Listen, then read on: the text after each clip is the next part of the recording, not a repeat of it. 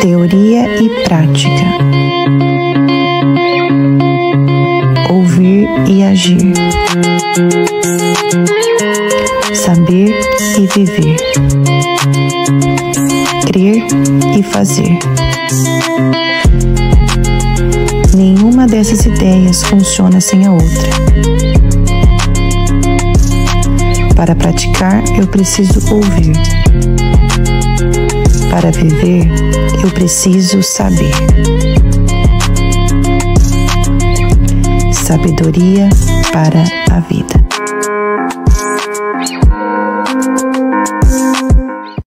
Glória a Deus, irmãos. Hoje nós estamos no penúltimo episódio da nossa série Sabedoria para a Vida. Então nós teremos hoje e no próximo domingo é o nosso encerramento da nossa série Sabedoria para a Vida. Hoje vocês estão mais ligados, hein, gente? Então é o nosso penúltimo e semana que vem é o último, gente. Vou dar mais uma oportunidade, vai. Amém, gente. Mas logo, logo vai começar outra série, amém, queridos? Eu não sei você, mas eu fui muito abençoado com essa série que Deus deu para nós. Foi muito bom. Essa semana nós tivemos aí o nosso grupo, nos nossos grupos, conviver, nossos pequenos grupos, falando sobre o tema da última mensagem, sabedoria financeira. Foi muito bom. Tiago, o livro de Tiago, ele vai nos ensinar diversos assuntos, vai nos confrontar a respeito de diversos assuntos. E hoje é um assunto também muito interessante. Nós vamos falar sobre sabedoria no sofrimento. Eu não sei você, mas eu já sofri nessa vida. Quem já sofreu nessa vida aqui? Pastor, você está falando que sofreu, você não conhece a minha vida, né? A verdade, queridos, é que a gente fica tentando comparar quem sofre mais, né? E não é para isso que Deus nos chamou. Todos nós passamos por momentos difíceis na nossa vida. Todos nós enfrentamos lutas, batalhas, dificuldades. Todos nós enfrentamos momentos de dor. Todos nós enfrentamos momentos de batalhas, de dificuldades. E o que fazer num momento como esse? Porque é certo que nós vamos sofrer nesta vida. O sofrimento entrou através do pecado. Estava tudo bem, gente. Estava tudo conforme Jesus tinha planejado, Deus tinha planejado. Mas Adão e Eva escolheram errado, pecaram. E aí então, a partir deste momento da queda do homem, o pecado entrou, a morte entrou, o sofrimento entrou. E hoje nós temos uma vida que em muitos momentos passamos por sofrimentos. Então a vida não é fácil, não. A vida é difícil.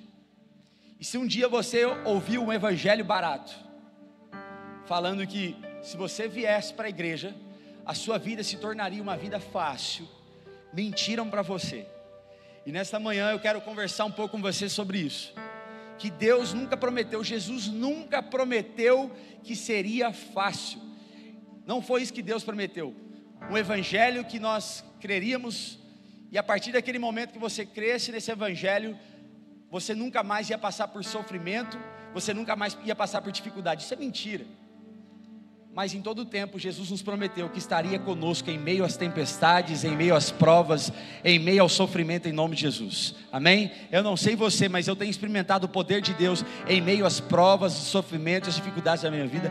Eu tenho experimentado coisas incríveis em meio aos sofrimentos da vida, e eu quero conversar com você sobre isso. Eu olho para esses bebês que foram apresentados aqui hoje, e eu falo, que cuti-cuti, né? Mas eu tenho certeza que estava melhor lá na barriga da sua mãe, querido. Porque a partir do momento que você nasce, começa então uma batalha, uma pressão, através dos sofrimentos dessa vida. Se você pensar, você não lembra, eu também não lembro. Mas a criança, quando nasce, queridos, ela já nasce na pressão do sofrimento. Tem que chorar, e aí está lá, tem que fazer os exames. Estava lá guardadinho no ventre da mãe, quentinho, escurinho, né?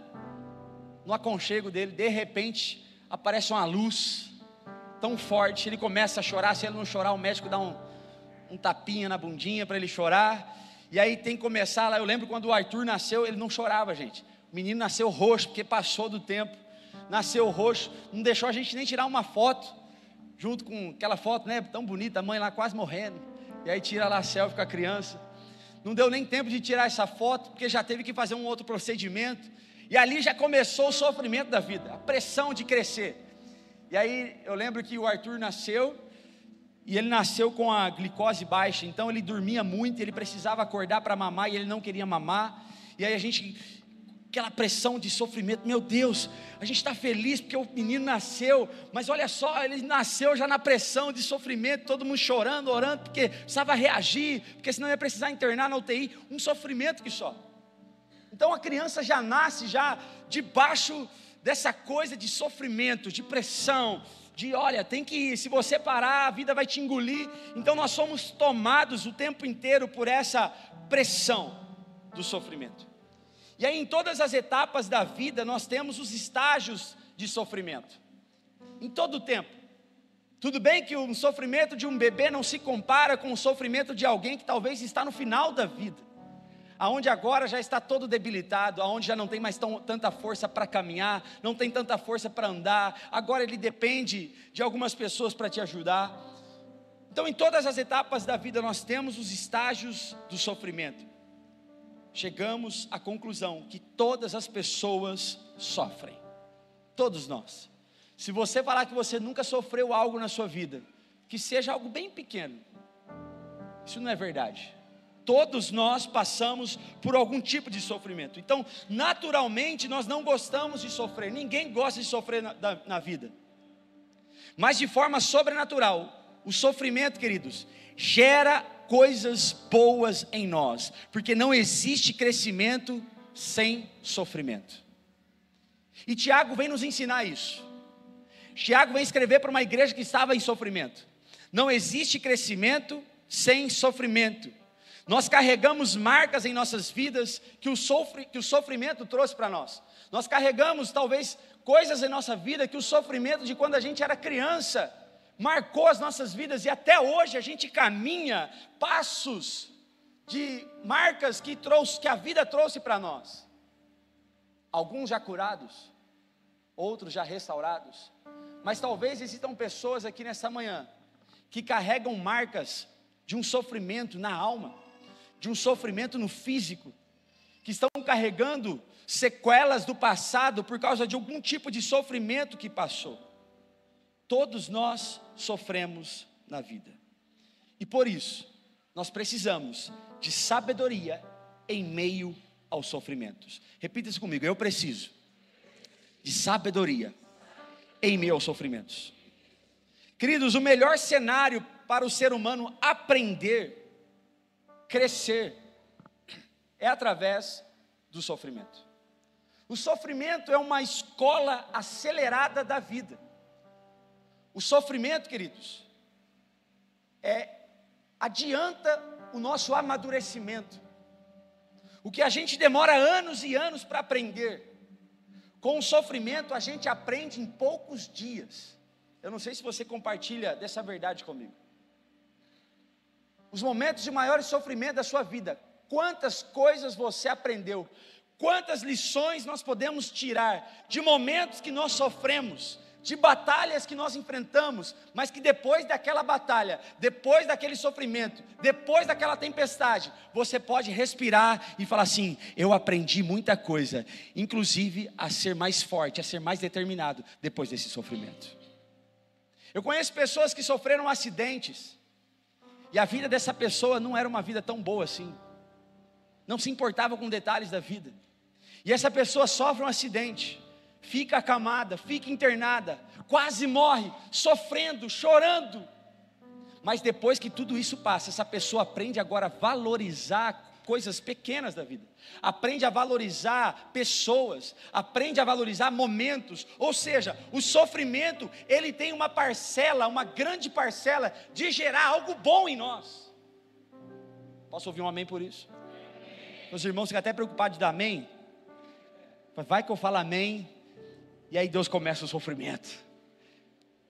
Queridos, Deus não vai começar nenhum sofrimento da sua vida, porque a gente já está sofrendo. Só com esse calor que a gente já sofre, não é verdade? 3 ar-condicionado ligado, parece que nem tem ar nessa igreja. E aí a hora que você sai ali para fora, você fala assim: nossa, lá está fresquinho. Nós passamos o tempo inteiro por sofrimentos da vida. Então, o sofrimento é uma escola acelerada, é uma escola de ensino, mas isso depende da perspectiva de como a pessoa enxerga o sofrimento que ela está enfrentando. Depende muito como ela está olhando para aquilo que ela está enfrentando nesse momento. Tem gente que passa por um sofrimento e esse sofrimento vira um amuleto para ela. Ela sofre, a partir daquele momento então, tudo na vida ela começa a falar assim: eu sou assim porque eu sofri isso. Eu não vou fazer isso porque eu já sofri com aquilo. Eu sou traumatizado. Minha vida é desse jeito porque olha só o que meu pai fez comigo, olha só o que minha mãe fez comigo, olha só o que meu avô fez comigo. Eu sou desse jeito porque você não sabe o que eu enfrentei. Então o sofrimento para alguns vira um amuleto e impede essa pessoa de crescer, impede essa pessoa de romper. Mas outras pessoas olham para o sofrimento de forma diferente. Eles olham para aquilo que elas enfrentaram um dia na vida de sofrimento. E eles falam assim: não, isso me fez crescer. O sofrimento na verdade é um trampolim para aquilo que Deus vai fazer na vida dela. Pessoas que entenderam que aquilo que elas passaram foi Deus cuidando o tempo inteiro, para que ela possa hoje ser uma pessoa curada, para curar outras pessoas, que ela possa ser uma pessoa transformada, para ajudar que outros possam ser transformados também naquela área que ela sofreu. Então tudo depende da perspectiva, de como você enxerga o sofrimento, a luta que você está enfrentando hoje. E eu peço para o Espírito Santo, a minha oração nessa manhã é isso, que o Espírito Santo, enquanto você ouve essa palavra, essa mensagem, ele possa mudar a sua perspectiva a respeito daquilo que você está enfrentando hoje. Eu quero profetizar sobre a sua vida, a luta que você está enfrentando, o problema, o sofrimento que você está passando, vai passar na sua vida, não é para sempre, e Deus vai fazer um milagre, Deus vai operar maravilhas, e você vai testemunhar daquilo que você passou, em nome de Jesus. Amém, queridos? Essa é a minha oração nessa manhã. Porque os períodos mais difíceis da minha vida, eu não sei da sua, foram os momentos que eu mais me apeguei em Deus. Quanto maior o sofrimento que eu enfrentava na minha vida, que eu já enfrentei na minha vida, foram os momentos de maior sensibilidade. Porque você não tem o que fazer. Você olha para um lado, não tem solução. Você olha para o outro, não tem solução. Você olha para frente, piorou. Você olha para trás, piorou mais ainda. Mas quando você olha para o alto, você fala: Senhor, Tu és o meu socorro. Eu só tenho a Ti. Eu olho para todos os lados e não tenho solução para os meus problemas, para o meu sofrimento. Mas quando eu olho para Ti, eu entendo que eu dependo do Senhor. Então os sofrimentos nos levam a depender mais do Senhor, a nos aproximar mais da presença do Senhor, a orar mais, a buscar mais. Isso é testemunho da minha vida, queridos. O sofrimento tem o poder de nos aproximar de Deus. Quando a gente olha para alguém dentro da nossa casa doente, que não tem mais solução, que você não sabe o que fazer, que você está nas mãos dos médicos, e aí você faz o quê? Você ajoelha lá na sua casa e começa a clamar pelo poder de Deus. Começa a clamar, e talvez fazia tanto tempo que você não fazia isso. Talvez você nunca teve a oportunidade de clamar ao Senhor. Mas porque você está passando por um tipo de sofrimento, aquilo faz com que você vai para a presença do Senhor e rasgue o seu coração na presença do Senhor. Um dia, queridos, o sofrimento vai acabar. E a decisão é sua. Como você vai enfrentar os sofrimentos aqui nessa terra. Se você vai desistir ou se você vai perseverar. Por isso, a questão não é se vamos sofrer, mas é como vamos encarar o sofrimento. Porque sofrer a gente vai. Posso ouvir um glória a Deus por isso? Não, está muito fraco. Está muito fraco. Sofrer a gente vai sofrer, queridos. Então a questão é como nós vamos encarar os sofrimentos dessa vida. Posso dar um glória a Deus por isso? Melhorou. É como nós vamos olhar para o sofrimento. O sofrimento é inevitável. E eu quero perguntar para você nessa manhã: como você lida com o sofrimento? Como você lida com as suas dores? Como você lida com as suas decepções? Como você lida com as suas mágoas? Isso muda tudo. porque tudo isso é inevitável. Nós vamos nos chatear, nós vamos nos decepcionar, nós vamos passar por momentos difíceis, nós vamos passar por sofrimentos, mas a forma que você lida com tudo isso é o que faz a diferença. E Tiago, ele vai nos ensinar no capítulo 5, a partir do versículo 7. Tiago vai dizer assim a partir do versículo 7, Tiago 5, 7. Portanto, irmãos, sejam pacientes até a vinda do Senhor. Vejam como o agricultor aguarda que a terra produza a preciosa colheita e como espera com paciência até virem as chuvas do outono e da primavera. Sejam também pacientes e fortaleçam o seu coração, pois a vinda do Senhor está próxima. Glória a Deus por isso. Versículo 9. Irmãos, não se queixem uns dos outros, para que não sejam julgados. O juiz está às portas. Irmãos, tenham os profetas que falaram em nome do Senhor como exemplo de paciência diante do sofrimento. Como vocês sabem, nós consideramos felizes aqueles que mostram perseverança. Vocês ouviram falar sobre a perseverança de Jó e viram o fim que o Senhor lhe proporcionou. O Senhor é cheio de compaixão e misericórdia. Sobretudo, meus irmãos, não jurem nem pelo céu, nem pela terra, nem por qualquer outra coisa. Seja o sim de vocês sim e o não, não, para que não caiam em condenação. Tiago vem nos alertar a respeito dos sofrimentos da vida. Com Tiago nós podemos aprender como enfrentar os sofrimentos com sabedoria. O contexto da igreja de Jerusalém, que Tiago era pastor, era um contexto bem diferente do nosso hoje. Aquela igreja estava sofrendo perseguição, como nós já aprendemos. Aquela igreja estava enfrentando momentos difíceis, pessoas estavam morrendo, pessoas estavam passando fome, pessoas estavam sendo perseguidas por causa do evangelho, porque acreditavam em Cristo. E eles estavam desesperados, eles estavam clamando por socorro. Tiago, socorro, socorro, pastor, olha o sofrimento que nós estamos enfrentando. E Tiago então escreve na sua carta: mediante todos os sofrimentos que vocês estão passando, sejam pacientes. Pacientes. E talvez você pergunta, como que eu enfrento então os sofrimentos da vida? É bem simples. Seja paciente. Seja paciente.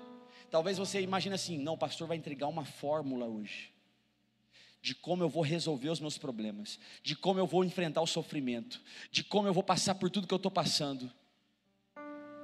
E o que Tiago ensina para nós é: seja paciente.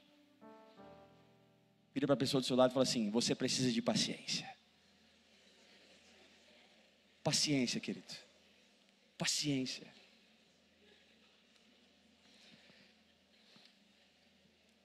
Queridos, paciência. Essa palavra para a nossa sociedade de hoje é quase um palavrão. É quase um insulto. Você quer deixar alguém mais nervoso ainda?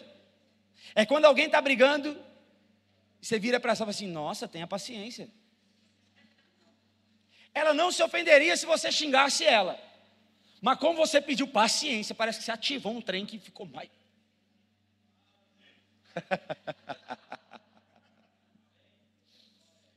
É verdade ou não é, gente? Paciência, querido. Essa palavra na nossa sociedade insulta as pessoas. Ser paciente hoje é um milagre, quando você encontra alguém que tem paciência.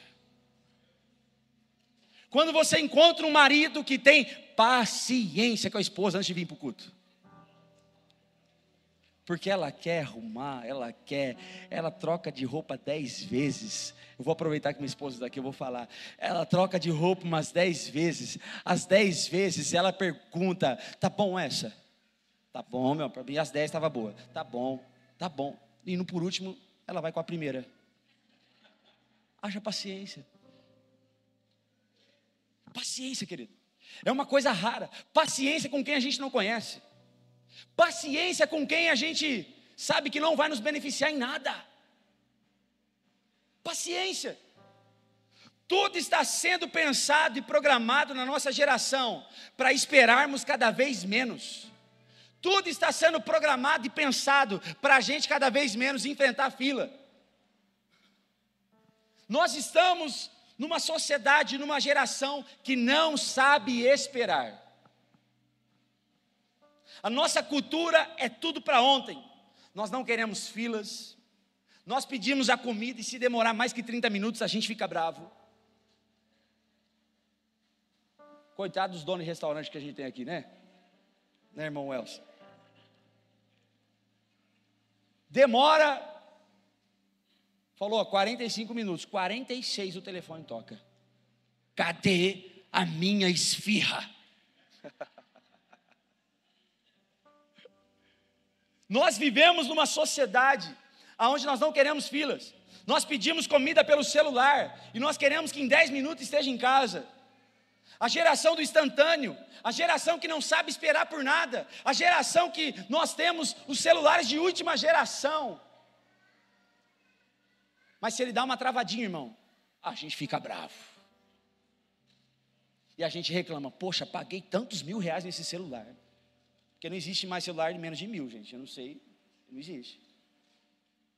A gente pagou tantos R$1.000 para travar. E a gente fica bravo. Mas vamos pensar nos nossos antepassados, gente. Como é que era o celular de antes? Como é que era para os nossos avós? Como é que era antes, gente? Como é que fazia antes para você mandar uma mensagem para alguém? Carta. Aí você ia, colocava lá no correio levava, depois de 15 dias a pessoa recebia, aí ela ia retornar, ou seja, demorava 30 dias para você ter uma resposta. Hoje, se a gente fizer isso, irmão, nossa geração dá um infarto, morre. Por quê? Porque nós somos uma geração que não sabe esperar. Nós não sabemos esperar pela comida, nós não sabemos esperar pela mensagem. Nós vamos fazer uma compra na internet, se não for full, a gente não compra. E agora nos Estados Unidos, a Amazon tem pedidos que ela está entregando em 2 horas. Ou seja, a gente está cada vez mais mal acostumado. Por quê? Porque nós estamos numa geração que pensou muito bem, que elaborou muito bem, que projetou muito bem. Não vamos esperar, a gente não é a geração que espera, a gente é a geração do agora. Ou é agora ou não quero mais. Eu vejo pelos meus filhos. Se não for agora, ele chora. Nós vivemos uma geração que a gente clica num vídeo e se o vídeo demorar mais de 3 segundos para começar, a gente passa ele. Nós estamos numa geração que a gente está no Instagram, se a internet dá uma enroscadinha, irmão, vira um inferno dentro de casa. Porque a internet dá uma bugadinha, né? Diga comigo, misericórdia. Nós somos treinados a não esperar mais, queridos. A nossa mente foi treinada para isso. Paciência, não só de não saber esperar, mas paciência de ter o pavio curto. De qualquer coisa irritar a gente. De qualquer coisa a gente ficar nervoso. De qualquer coisa a gente quer quebrar tudo. De qualquer coisa a gente quer xingar todo mundo. Nós vivemos um tempo onde o pavio das pessoas está cada vez mais curto. E a gente não sabe esperar e ter paciência. A gente pede a paciência com quem tem paciência. A gente fica irritado com quem sabe esperar. Sabia disso? A gente vê que alguém sabe ter paciência, a gente fica irritado com ela. Chama de mole, chama de sossegado. Começa a xingar a pessoa, por quê? Só porque a pessoa sabe esperar. Infelizmente nós vivemos assim. que é que te faz perder a paciência hoje? O que te faz ter pavio curto hoje? Você sabe o que é. A maior escola de paciência é a nossa casa. O primeiro estágio para você ser aprovado na paciência é quando você casa. É ou não é, gente?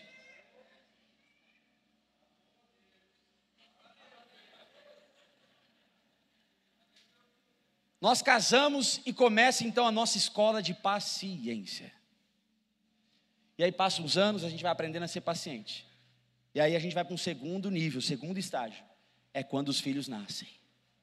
Aí, irmão, se você não foi bem treinado só com a esposa em ter paciência, você vai sofrer bastante quando os filhos nascerem. Porque pensa nos meninos que nascem com o isqueiro na mão para acender o seu pavio curto. Eles são doidinhos. Nasceu com o isqueiro na mão para quê? Para pôr fogo no pavio, para ver se o pavio nosso é curto ou é longo. Essa é a nossa escola. E a igreja de Jerusalém, nesse contexto, estava desesperada, como eu disse para vocês, sofrendo perseguições por causa do evangelho, pessoas morrendo. E Tiago fala assim: sejam pacientes. Mas eu estou morrendo. Seja paciente. Mas eu estou desesperado, Tiago, pastor Tiago. Olha para minha casa, olha meu casamento, olha meu emprego, eu estou desesperado. Seja paciente. Paciência. Paciência. No grego, a palavra paciência, no original grego, makrotimel, que significa grande disposição ou ânimo longo. Tiago está dizendo para nós assim, ó, você que é crente, vai precisar andar com paciência, ânimo longo. Você vai ter que ter disposição para enfrentar os problemas da vida. Eu não sei se você sabia, mas essa palavra que nós lemos aqui, que eu falei para vocês no grego, makrotimel, é uma palavra inventada pelo cristão. É uma palavra inventada pelo contexto do cristianismo. Eles tinham outras palavras na época para falar sobre paciência, mas Tiago inventa outra palavra para falar com os cristãos sobre paciência. Então, paciência é algo originariamente dos cristãos. É algo que o próprio cristão aprendeu de Deus e o mundo ainda não conheceu, sobre paciência. Como assim, pastor? Nós é que ensinamos o mundo a esperar, queridos, sabia disso? Nós é que deveríamos ser os exemplos de pessoas que sabem esperar. Por quê? Porque o que nós estamos esperando, o mundo não pode conhecer. Um dia os céus vão se abrir, a trombeta vai soar, Jesus vai se encontrar com a gente nos ares, a igreja vai subir e moraremos com Ele eternamente. Essa é a maior promessa de todos os tempos, a promessa que nós estamos esperando. É por isso que nós deveríamos ser os maiores exemplos em paciência. É por isso que Tiago fala no texto. Portanto, irmãos, sejam pacientes, até a vinda do Senhor. Sejam pacientes, até a vinda do Senhor. Por isso que Tiago está dizendo, sejam pacientes. Não porque tudo vai se resolver nessa terra. Não porque vai ficar tudo bem aqui, porque não vai ficar tudo bem aqui, queridos. Os nossos problemas não vão acabar, amém? Não essa é a promessa de Deus para nós. Não vai ficar tudo bem aqui, nós não vamos achar solução para os nossos problemas tão fácil aqui nessa terra. Mas Ele está declarando, não desista, aguente firme até a vinda do Senhor. A nossa garantia não está nas coisas dessa terra, a nossa garantia está na eternidade com Deus. É isso que Tiago está ensinando para nós. Tira os seus olhos dessa terra, coloque os seus olhos no céu. Isso é ser paciente. A esperança ou o motivo para que a gente seja paciente está diante do sofrimento. que é a certeza de que Jesus voltará. Jesus vai voltar. Cutuca a pessoa do seu lado e fala assim: Jesus vai voltar. Jesus vai voltar. Jesus vai voltar. E a gente nem tinha combinado, hein, Kleber? Tocou 2 músicas no louvor sobre a volta de Cristo. Você leu o Tiago antes de vir? Não, né?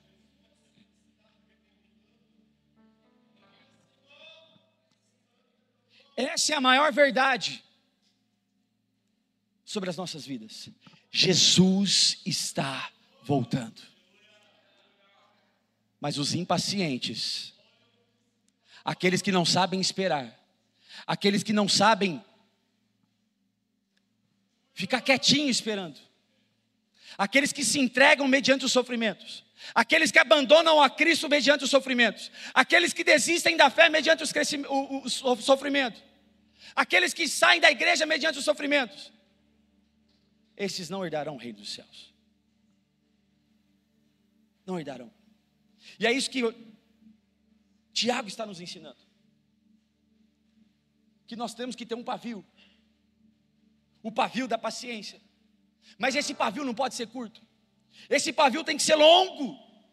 Um pavio que foi aceso um dia pelo poder do Espírito Santo e que está todos os dias esperando, dizendo: Maranata, hora vem, Senhor Jesus.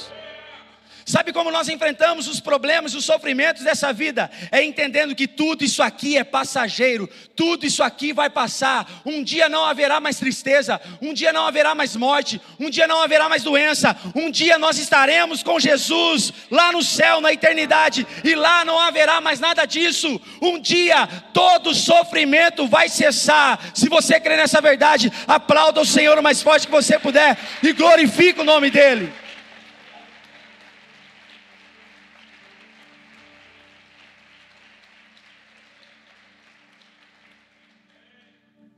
Tiago diz no versículo 7, portanto, irmãos, sejam pacientes até a vinda do Senhor.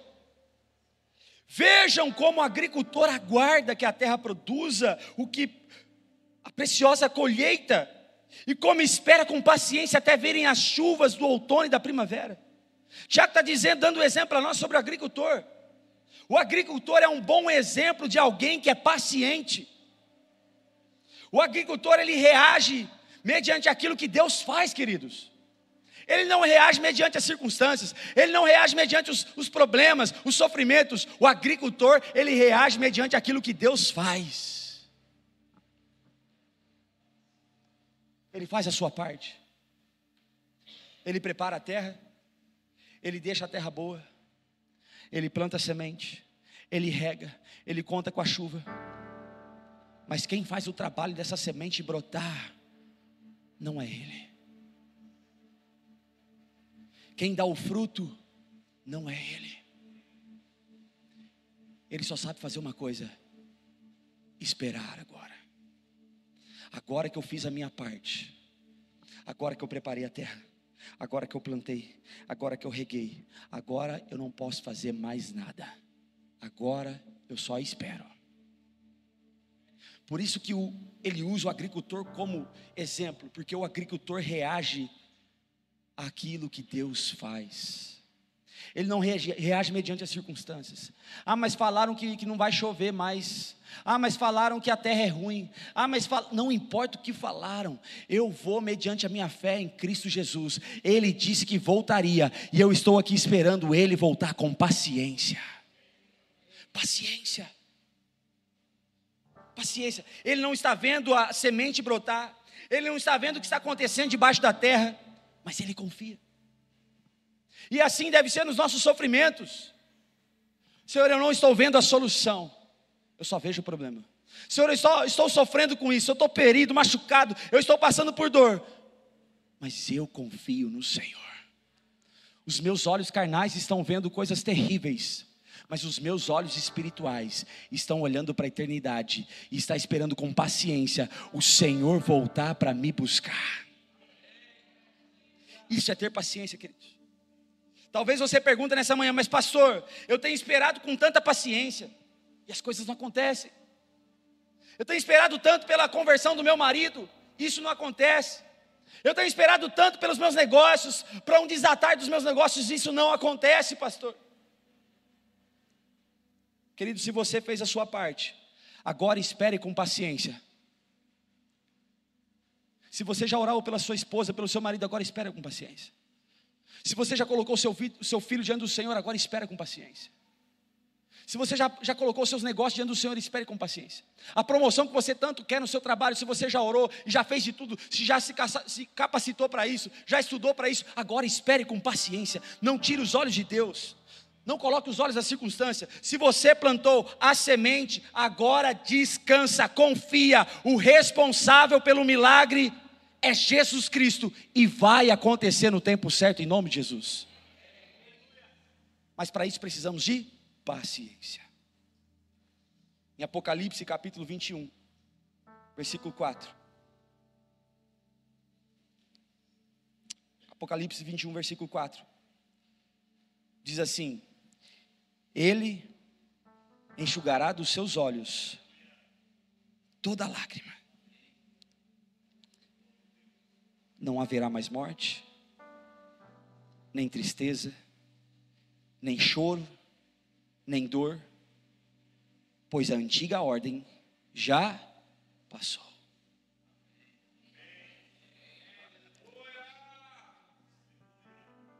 Haverá um dia, querido, que o sofrimento vai cessar. Independente do capítulo da sua história que você vive hoje, eu já sei o final dessa história. Vai dar tudo certo. Pastor, mas eu estou vivendo algo terrível, eu estou sofrendo. O final da história a gente já sabe, queridos. Vai dar tudo certo. Aonde não haverá mais choro, aonde não haverá mais dor, nós veremos a glória de Deus. Tiago, ele continua dizendo, para a gente finalizar, no versículo 9, Tiago diz assim: irmãos, não se queixem uns dos outros, para que não sejam julgados, o juiz está às portas. Irmãos, versículo 10, tenham os profetas que falaram em nome do Senhor como exemplo de paciência diante do sofrimento. Como vocês sabem, nós consideramos felizes aqueles que mostraram perseverança. Vocês ouviram falar sobre a perseverança de Jó e viram o fim que o Senhor lhe proporcionou. O Senhor é cheio de compaixão e misericórdia. Em Jó capítulo 1, versículo 21, mediante os sofrimentos que Jó passou, Jó é conhecido como o homem da paciência. Muita gente fala: Senhor, me dá a paciência de Jó. Porque Jó declarou assim, mediante as circunstâncias que ele enfrentou, no versículo 21, e disse: saí nu do ventre da minha mãe, e nu partirei. O Senhor deu, o Senhor o levou. Louvado seja o nome do Senhor. Em tudo isso, Jó não pecou e não culpou a Deus de coisa alguma. Mediante o sofrimento,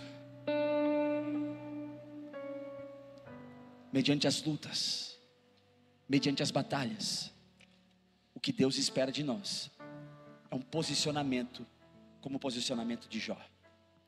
Não culpou a Deus, não reclamou, não murmurou, mas enfrentou o processo, enfrentou o sofrimento.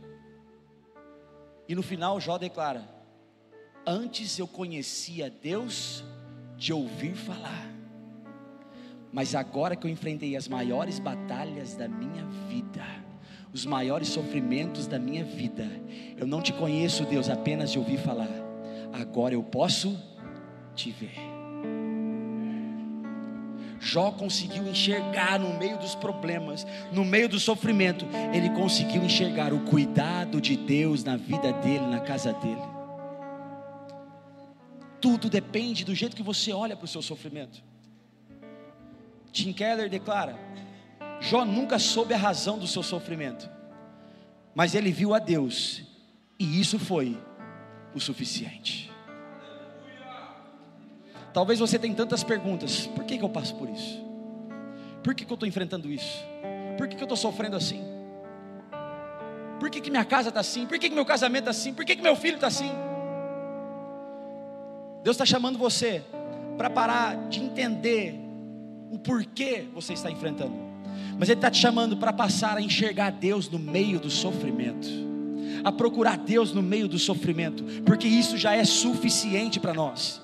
E Jó só conseguiu passar em meio às dificuldades e problemas porque o Senhor, o nosso Deus, é cheio de compaixão e misericórdia. Pode pôr aqui por último.